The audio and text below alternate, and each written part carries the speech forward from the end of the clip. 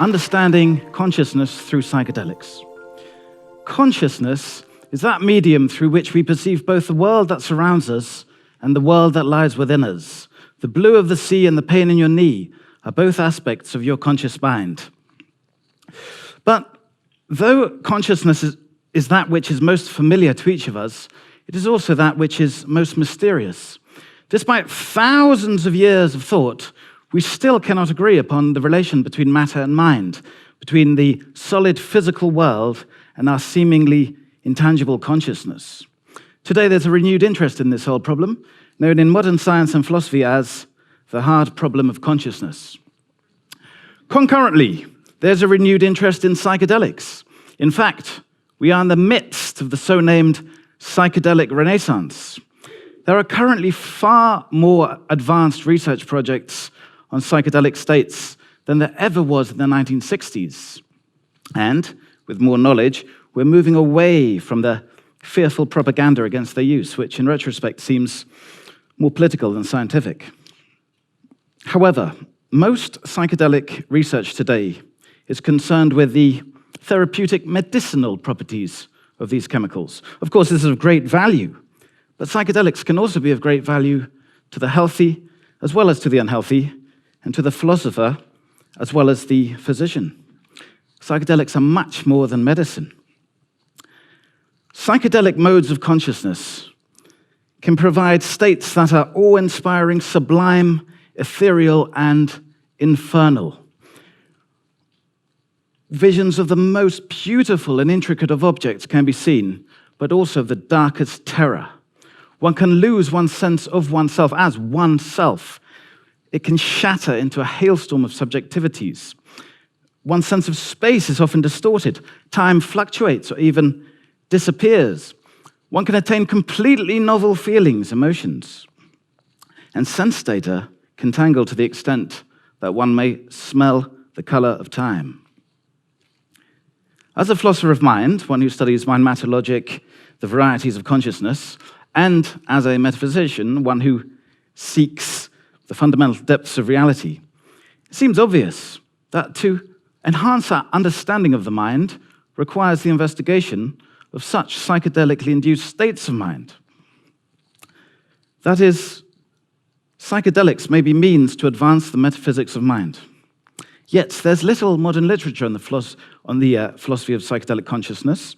There is, however, a hidden psychedelic history of philosophy that can be revealed, showing us how psychedelics have influenced great thinkers' understanding of consciousness.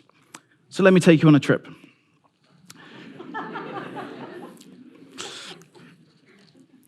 The great British philosopher Alfred North Whitehead is famous for saying that the safest general characterization of the European philosophical tradition is that it consists of a series of footnotes to Plato. The ancient Greek philosopher Plato has no doubt had a profound effect upon Western thought and culture. So it is interesting to see that it's likely that he derived his mind-matter theory from psychedelic intake. In the annual Eleusinian Mysteries, a religious event near Athens, Plato fasted and drank a potion of a specific dose that gave him heavenly visions. In the Phaedrus, he gives this ancient trip report. We saw the blessed sight and vision, and were initiated into that which is rightly called the most blessed of mysteries. We looked upon perfect apparitions, which we saw in the pure light, being ourselves pure, not entombed in this which we carry about with us and call the body, in which we are imprisoned like an oyster in its shell. Dr. Albert Hofmann, who discovered LSD, argued that the potion that Plato and other ancient Greeks drank contained ergot, from which LSD is derived. For Plato, these visions fostered the mind-matter relation, that is, dualism, that the mind is separate from the matter of the body, and thus that the mind can escape the prison of the body to a higher realm. This is contrary to materialism, that all that exists is the body and the physical world. But it was Plato's dualism that had an effect upon Christianity and upon the notion that the soul survives the death of the body, and upon much of later philosophy. So we see the power that psychedelics can have, not only upon an individual, but upon philosophies, cultures, and eras. As we are currently gathered here in the capital of Cornwall, we should note that the first thinker to scientifically study the effects of psychedelic substances was the great Cornishman and self-proclaimed chemical philosopher, Sir Humphry Davy, whose statue crowns his hometown of Penzance. In 1799, Davy researched nitrous oxide to discover whether it was toxic or not. He soon discovered that it was not. In fact, quite the contrary, it was rather pleasant. Unlike the carbon monoxide he also tried, which he didn't find pleasant at all. For half the year 1799, Davy was inhaling 15 pints of nitrous oxide 5 times a day, every day. But this was not enough for him. On Boxing Day, Davy steps inside an airtight box and takes 160 pints of the gas. As he steps out, he takes another 40 pints for good measure. This is his report. My visible impressions were dazzling and apparently magnified. I heard distinctly every sound in the room. I lost all connection with external things. I existed in a world of newly connected, newly modified ideas. With the most intense belief and prophetic manner, I exclaimed, "Nothing exists but thoughts. The universe is composed of impressions, ideas, pleasures, and pains." Nothing exists but thoughts. As we can see from his notebooks, Davy was alluding to the mind-matter philosophy, that is, idealism. The view that the material world around us is but a mental projection. Matter is mind. In Davy's final book, written in 1829, he talks about the spectacular visions that he bore throughout his life. In one vision, where he gazes upon some amazing alien city which sprouts giant blue glass columns, he gives an analogy which we can still use today to explain the psychedelic experience. He writes, "You are now in a state in which a fly would be, whose microscopic eye was changed to one similar to that of man, and you are wholly unable to associate what you now see with your former knowledge. That is, what it is like to be a fly being a man is akin to what it is like to be a man tripping psychedelic." So Davy was brought to this incredible world of supreme visions and ideas through psychedelics, to the philosophy of idealism. This philosophy, devised by thinkers such as Kant and Hegel, was more popular in Germany than the English-speaking world. But there was one notable English speaker who was also flung to the position in likewise fashion. That was the great psychologist and philosopher William James, who wrote that only under the influence of nitrous oxide could he fully understand Hegel's complex philosophy. Of course, I don't mention this to my students. Another great thinker of the time, who also self-experimented with psychoactive drugs, was the great Friedrich Nietzsche, famous for his claim that God is dead. As a doctor, Nietzsche was able to prescribe any concoction of drugs whatsoever. His friends, however, noted it was odd that the pharmacist never asked to check whether his doctorate was in medicine or not. It wasn't. It was in philology. But nonetheless, he got what he wanted. Although Nietzsche was severely critical of the God of Christianity, he often featured the god of intoxication in his work, Dionysus. He even claimed that it was his inspiration. Many thinkers who have tried psychedelics claim how inspirational to novel thought the chemicals can be. In 1935, the French existentialist philosopher Jean-Paul Sartre needed to escape the drudgery of his situation. So he decided to take a large injection of the cactus drug mescaline. For Sartre, this led to the essay on imagination and also to the novel that made him famous, Nausea. But for Sartre, the mescaline experience had its price. For months thereafter, he noticed that he was being followed by giant lobsters. Of course, he knew they were not real, but this brought him little comfort, as it made him think he was going permanently insane.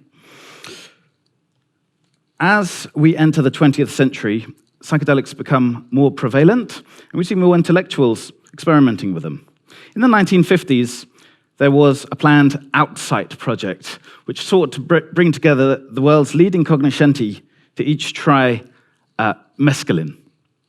Invitees included Graham Greene, A.J. Ayer, Carl Jung, and Albert Einstein. This was the greatest thing that never happened in psychedelia. Unfortunately, the funding was pulled at the last minute.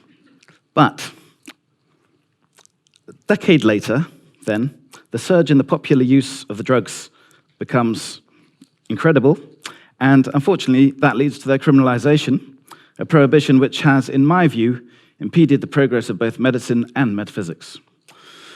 But now, as the prohibitions are beginning to pass, we can explore the potentials that these drugs can have on not only on our understanding of what consciousness is, but also on our understanding of what consciousness can be. Firstly, we realize how very limited our common concept of consciousness is. There are far more states of sentience than we normally experience.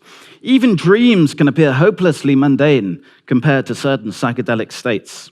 And with such a realization, more radical theories of consciousness become more plausible, such as panpsychism, the view that all organisms, including plants, have at least basic forms of sentience. Secondly, with the distortions of spatio-temporality commonly induced via psychedelics, we gain a direct experience of the relativity of space and time. Einstein was fond of the idealist philosopher Kant, and it's fascinating to see how psychedelics can yield insights into the thoughts of these two thinkers.